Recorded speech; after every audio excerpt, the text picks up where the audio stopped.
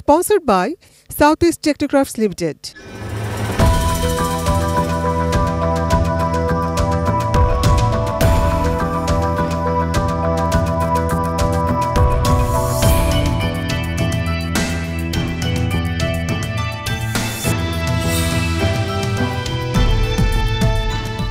South East টেকনোক্রাফটসের সৌজন্যে বাংলাদেশের পোশাক শিল্প নিয়ে উন্নয়নমূলক অনুষ্ঠান অ্যাপারেল টকে আমন্ত্রণ জানাচ্ছি আমি অমিত কে বিশ্বাস।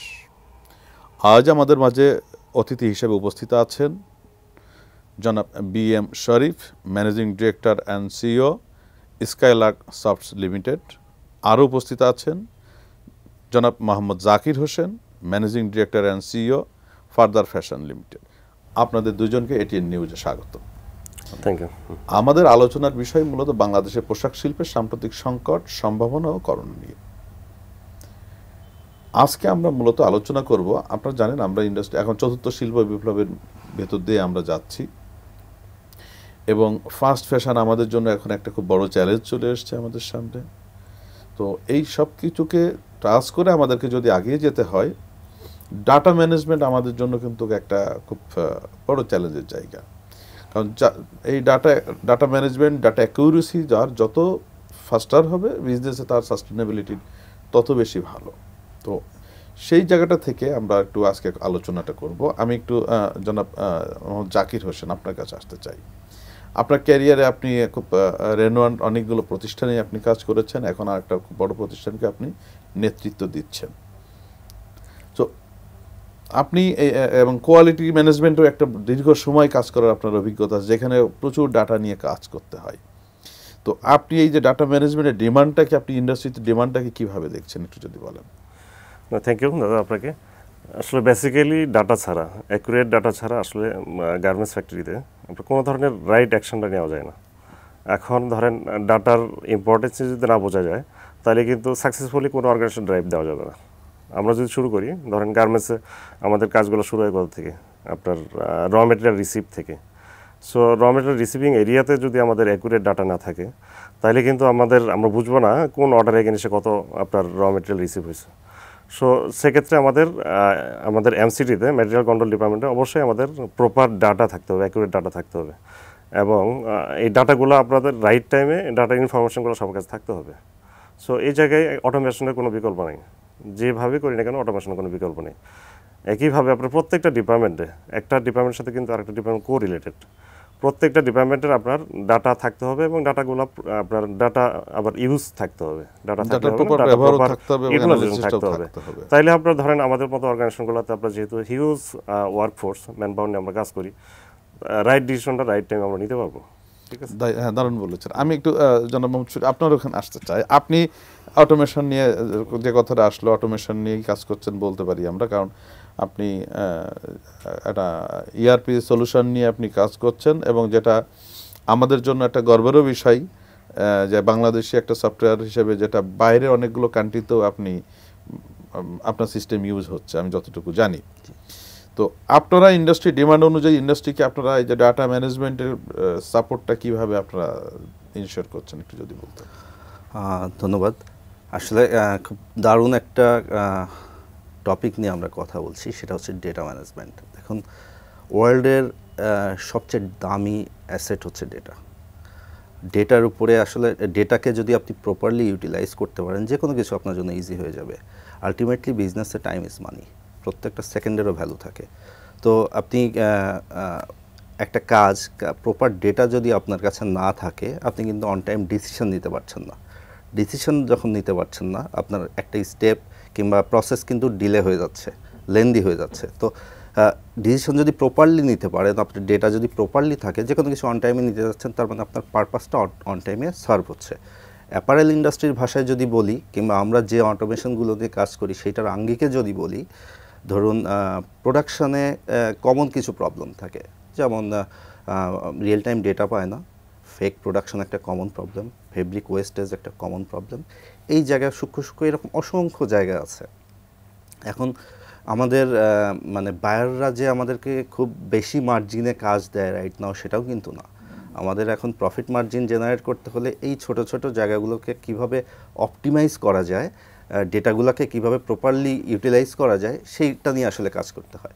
সেই জায়গা থেকে ধরেন আপনার এই মুহূর্তে একটা ফ্লোরে প্রোডাকশন কত রাইট নাও, কোন লাইনের এফিসিয়েন্সি কত, এই ইনফরমেশনগুলো হয়তো আপনি ম্যানুয়ালি জানতে পারছেন না, বাট আমাদের সিস্টেমে যেটা হচ্ছে আপনি রিয়েল টাইম জানতে পারছেন। দ্যাট মিনস আপনি অন টাইম ডিসিশন নিতে পারবেন, আপনাকে ফোন দিয়ে ম্যানুয়ালি জানতে হচ্ছে না, কিংবা প্রোডাকশন ম্যানেজারের উপর ডিপেন্ড করতে হচ্ছে না যে মেইল করবে, মেইলে ওনার মতো এক্সেলে একটা রিপোর্ট বানিয়ে দিবে, সেইটার উপর ডিপেন্ড করতে হচ্ছে না। আবার কোয়ালিটি ডেফিনেটলি একটা ইম্পর্টেন্ট ইস্যু। আমরা কোয়ালিটিতে কী ধরনের মানে হেল্প করছি আমাদের অ্যাপ্লিকেশনের দ্বারা। আপনি ধরেন কোন লাইনে কত পিস ইনপুট হয়েছে, কোন ওই বান্ডিলের কত কোয়ান্টিটি ছিল, রিজেকশন ছিল কতটুকু, এই ডিটেলস তো জানতে পারছেনই। মজার বিষয় হচ্ছে রাইট নাও আপনি এই লাইনে যে স্টাইলের কাজ করছেন ওইটার আপনি টি শার্ট হোক, পোলো শার্ট হোক, শার্ট হোক, যেটাই প্রডিউস করছেন, স্পেসিফিক কোথায় কোথায় ডিফেক্ট আমরা আর্টিফিশিয়াল ইন্টেলিজেন্সের মাধ্যমে কিন্তু ওই স্পেসিফিক পয়েন্টটা আইডেন্টিফাই করে দিতে পারি, যার ফলে আপনি বটলনেকটা জানতে পারছেন, রিয়েল টাইম ডিএইচইউটা জেনারেট হচ্ছে, আপনি ডিসিশন নিতে পারছেন যে কোথায় কোথায় প্রবলেম, আমার কোথায় কোথায় কাজ করা জরুরি। আবার শিপমেন্টের তো একটা লিড টাইম থাকে, এইগুলো কিন্তু এই প্রসেসটাকে আপনার মানে মিনিমাইজ করে অন টাইমে ডেলিভারি করতে সহায়তা করে। টিএনএ ম্যানেজমেন্টের কথা বলছেন। Right, TNA management. আবার মজার বিষয় হচ্ছে কমন একটা প্রবলেম আমরা শিপমেন্টের সময় দেখি অমুক কালার অমুক সাইজের 1 পিস 2 পিস খুঁজে পাই না, রেশিও মিলাতে পারি না। তো আমরা এই ট্র্যাকিংয়ের মাধ্যমে যদি স্টেপ বাই স্টেপ ফলো করে আসি, আমি ডেটা যদি প্রপারলি ম্যানেজ করে আসি, আমার কিন্তু শিপমেন্টে দেখা যাচ্ছে শিপমেন্টের টাইমে কোয়ান্টিটি ফুলফিল করে যাচ্ছে। দ্যাট মিনস আমি অন টাইমে শিপমেন্ট করতে পারছি। অন টাইমে শিপমেন্ট করতে পারলে আমি কিন্তু প্রফিট মার্জিন আমি এনশিওর করতে পারবো। সো ডেটার আসলে ইম্পর্টেন্স অনেক অ্যাপারেল ইন্ডাস্ট্রিতে তো অনেক বেশি ডেটা, আমি বলবো অনেক মানে এটাকে কি বলা যায় যে অগোছালো ডাটা প্রচুর। এই অগোছালো ডাটাগুলোকে প্রপারলি ইনফরমেশনে কনভার্ট করে রিপ্রেজেন্ট যদি না করা যায়, আপনি অনেক ক্ষেত্রে পিছিয়ে যাবেন। সেই কাজটাই আমরা সেই কাজটা আপনারা মানে আপনারা কিভাবে সাপোর্ট দিচ্ছেন ইন্ডাস্ট্রিকে সেই জায়গাটাতে? আমরা সাপোর্ট দিচ্ছি, ধরুন আমাদের মেইন যে ভ্যানগার্ড প্রোডাক্ট সেটা হচ্ছে প্রো ট্র্যাকার, আর কমপ্লিট যে একটা অ্যাপারেল ইন্ডাস্ট্রির কমপ্লিট যে সলিউশন সেটা হচ্ছে গোয়ারেঞ্জি ইআরপি। তো একটা ইআরপির মধ্যে আমাদের মার্চেন্ডাইজিং বলুন, কমার্শিয়াল বলুন, প্রোডাকশন ট্র্যাকিংয়ের জন্য প্রো ট্র্যাকার বলুন, কোয়ালিটি ম্যানেজমেন্টের জন্য আকাই বলুন, আমাদের ডিফারেন্ট মডিউল, কমপ্লিট মডিউলগুলো সেপারেটভাবেও ইউজেবল, আবার কমপ্লিটলি ইন্টিগ্রেটেড। তো একটা প্রতিষ্ঠান যখন কমপ্লিট ইআরপি ইউজ করছে, তার মানে আপনার একদম অর্ডার ইনকোয়ারি থেকে আপনি কিন্তু স্টেপ বাই স্টেপ সিস্টেমের থ্রুতে ইউজ করে যাচ্ছেন। সো আপনার ডেটাটা কিন্তু ওইখানে স্টোর হচ্ছে, এবং যে জায়গায় যে ডেটা ভিজিবল হওয়া দরকার, নিড বেসিস যার যখন যেটা প্রয়োজন সে নিড বেসিস সেই মডিউলটা নিয়ে সে কাজ করতে পারবে ওখানে। আচ্ছা, আমি আসবো আপনার কাছে আবার, একটু জাকির ভাই আপনার কাছে আসি। ডিসিশন মেকিং এর ক্ষেত্রে নিঃসন্দেহে আমাদের রাইট ডাটা পাওয়াটা খুব জরুরি। আপনি অনেকগুলো প্রতিষ্ঠানে যেহেতু কাজ করেছেন, মোস্ট অফ দ্য প্রতিষ্ঠান দেখা যাচ্ছে যে এখনও কিন্তু এক্সেল বেস ডাটা ম্যানেজমেন্টের উপরে নির্ভরশীল। সেইটা এবং আমরা যদি ইআরপি ম্যানেজমেন্টের ভিতরে যাই, ম্যানেজমেন্ট লেভেলে ডিসিশন মেকিংয়ে আপনি কত ফাস্টার নিতে সলিউশনগুলোতে যেতে পারছেন আপনার এই জায়গাগুলোতে? এই জায়গায় দুইটা জিনিস, এক্সেলের ডাটা যেটা রাখা হয়, এক্সেলের ডাটার অ্যাকুরেসি নিয়ে প্রশ্ন আছে। এখনকার দিনগুলোতে আমাদের কিন্তু এক্সপেন্ডিচার অনেক বেড়ে গেছে। একটু সাথে অ্যাড করে দিই, কারণ অনেকে আমরা চিন্তা করতে পারি যে এক্সেল হলে তো আমার তো আর এখানে বড় কোনো ইনভেস্টমেন্ট লাগছে না, বাট আমি একটা ইআরপি সলিউশন নিলাম, আমার এখানে একটা অনেক ইনভেস্টমেন্টের ব্যাপার আছে, অনেক টাকার ব্যাপার আছে, মানুষের হ্যাবিচুয়েশনের বিষয় আছে, তো আমি কেন আবার সেটা করতে যাব? সেই আঙ্গিকে আমি জানতে চাই। আমি পার্সোনালি ফিল করি যেটা অনেকে ভাবতে পারে এক্সেল আমাদের ইনভেস্টমেন্ট নাই, হয়তো বা 3-4 জন লোক এখানে রিক্রুট করলে হয়ে যায়, বাট ইআরপি এস্টাবলিশ করলে এই জায়গায় কিন্তু রিটার্ন অন ইনভেস্টমেন্ট খুব কুইক। এটা 3 থেকে 6 মাসের ভিতরে রিটার্ন চলে আসে। বাট যে জিনিসটা সবচেয়ে হয়, ওয়েস্টেজগুলো আমরা কন্ট্রোল করতে পারি, অন টাইমে শিপমেন্ট করতে পারি, তারপরে আপনার ধরেন শর্ট শিপমেন্টগুলো আমরা অ্যাভয়েড করতে পারি, কারণ দিন শেষে কিন্তু ফাইন্যান্সিয়াল কনসিকুয়েন্স এটা মালিককেই কিন্তু বেয়ার করতে হয়। আর এক্সেলের ডাটাগুলো যেহেতু অ্যাকুরেসি নিয়ে অনেক প্রশ্ন আছে, এখনকার দিনে কিন্তু আপনার প্রাইস কম্পিটিটিভ, আপনার লিড টাইম অনেক কম, ঠিক আছে? সো আমাদের কুইক ডিসিশনগুলো নিতে হবে। আমরা ডিসিশন নিতে ডিলে করলে এটা শর্ট শিপমেন্ট যাবে, মালগুলো এয়ার হয়ে যাবে, গুডস এয়ার হয়ে যাবে, এটা ফাইন্যান্সিয়াল কনসিকুয়েন্স অনেক হিউজ। সো ইআরপির কোনো বিকল্প নেই। তার মানে লং টাইমের জন্য ফাইন্যান্সিয়াল বেনিফিটটা নিঃসন্দেহে এখানে আছে। আমরা আসবো আবার এই আলোচনায়, বিশেষ করে ওয়েস্ট ম্যানেজমেন্ট নিয়ে আমরা আবার একটু কথা বলবো। ছোট্ট একটা বিজ্ঞাপন বিরতিতে যাচ্ছি আমরা। দর্শক, ছোট্ট একটা বিজ্ঞাপন বিরতিতে যাব, ততক্ষণ এটিএন নিউজের সাথেই থাকুন। Sponsored by Southeast Technocrafts Limited.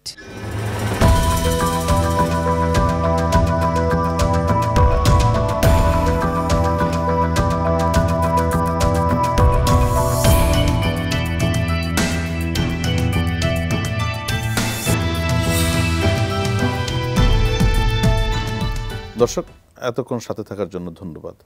আমরা যে আলোচনাটা করছিলাম যে ওয়েস্ট ম্যানেজমেন্ট, নিঃসন্দেহে মানে ওয়েস্ট কন্ট্রোল করার জন্য তো সিস্টেমের কোনো বিকল্প নাই। তো ইন্ডাস্ট্রিতে ইউজুয়ালি কোন কোন এরিয়াতে খুব বেশি ওয়েস্ট হয় যেটা কন্ট্রোল করার সুযোগ আছে আপনি মনে করেন? মেইনলি আপনার ওয়েস্টেজগুলো হয় কাটিংয়ে বেসিক্যালি।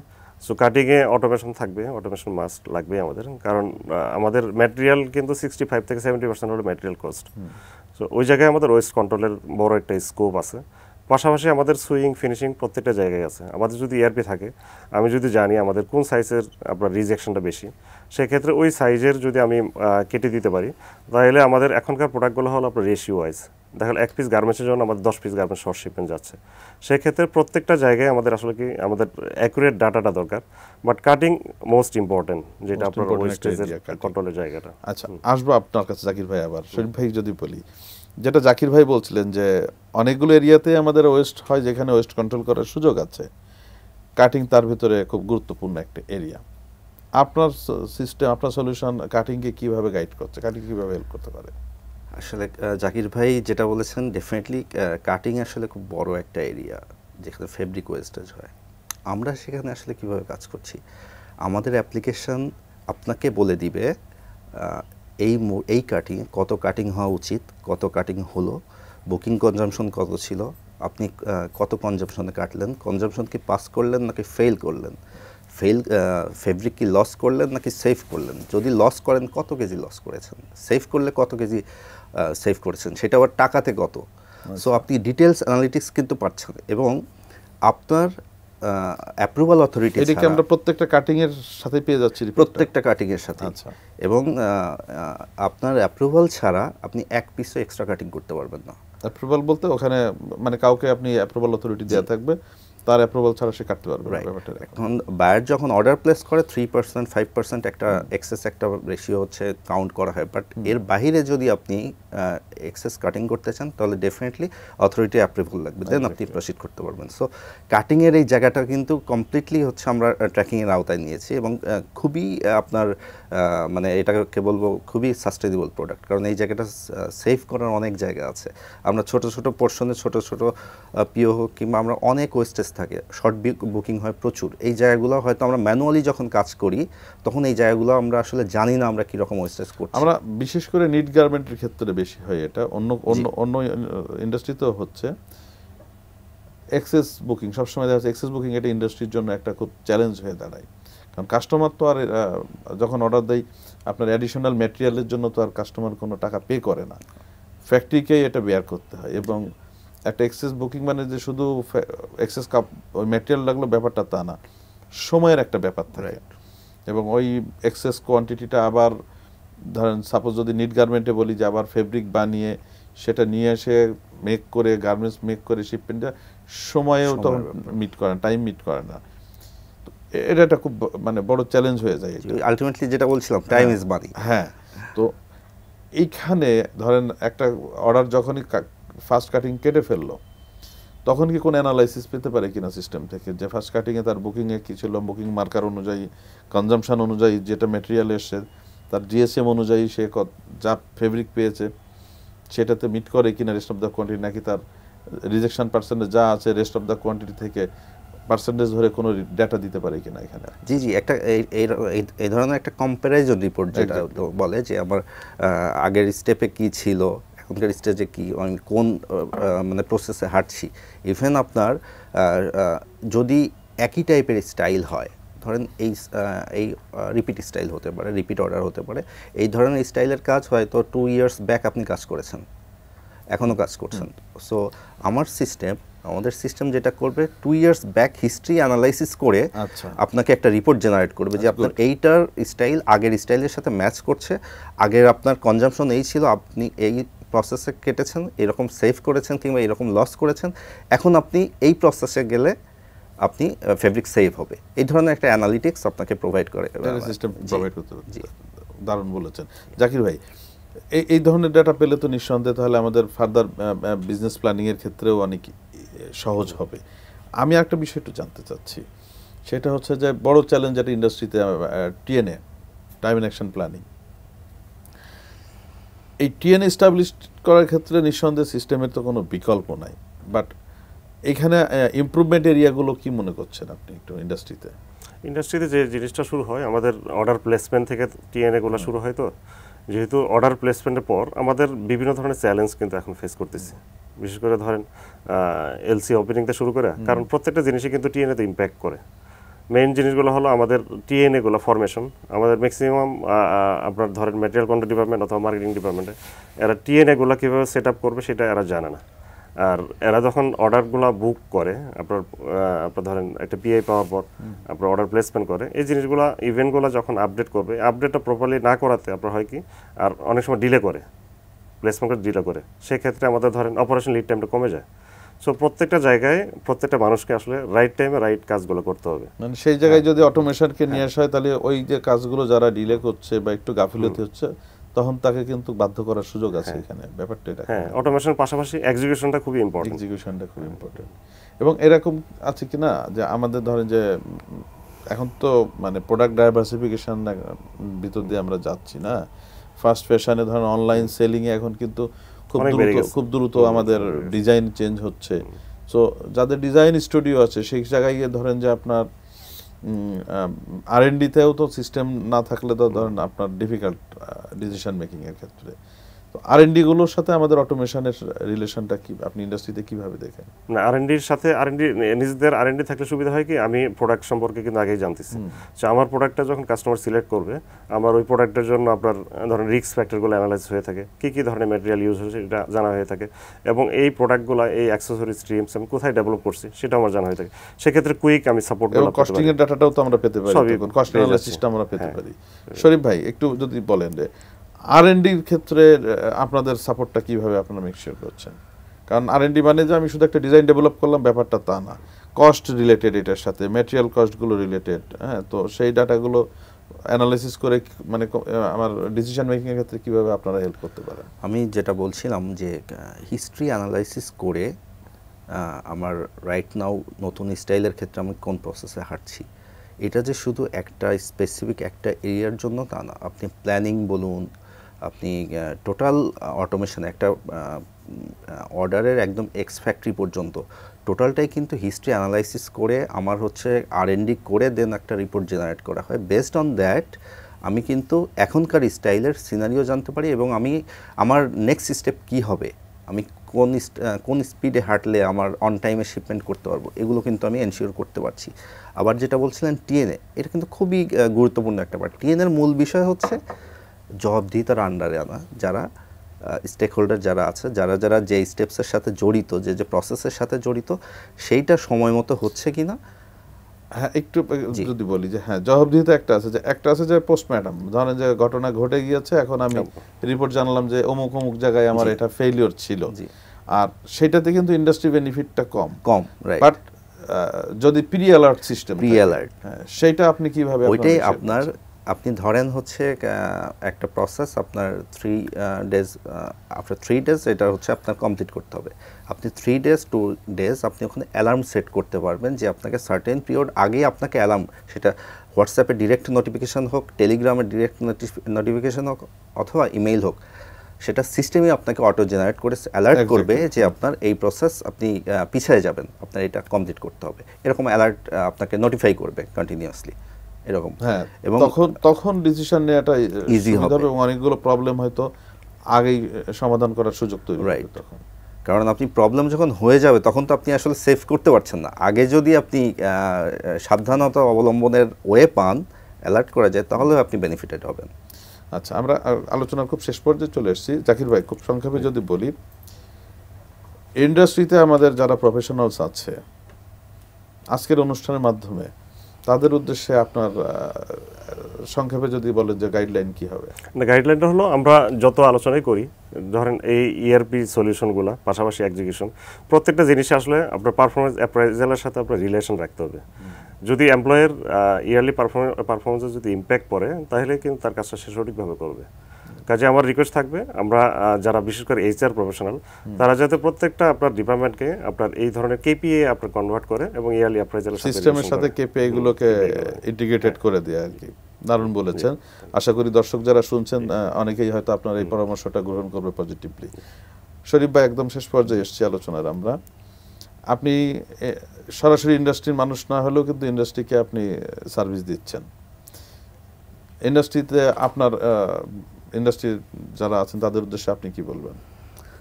আমার অনেক কিছু বলার আছে, বাট অনেক কিছু বলা তো এই সময় পসিবল না। আমি শুধু এটুকু বলবো, যাদের বিজনেস অনেক বড় হয়েছে, আরও বড় হচ্ছে, বিজনেস সাস্টেইনেবিলিটি একটা জিনিস, বিজনেসে প্রফিট করা একটা জিনিস। তো বেশি প্রফিটের চেয়ে আমার সাজেশন সবাই হচ্ছে সাস্টেইনেবিলিটি এনশিওর করার দিকে মনোযোগ দিবেন, এবং এটা যদি করতে চান ডেফিনেটলি আপনার অটোমেশনে মুভ করতে হবে, ডিজিটালাইজেশন নিয়ে কাজ করতে হবে, এই জায়গায় ইনভেস্ট করতে হবে।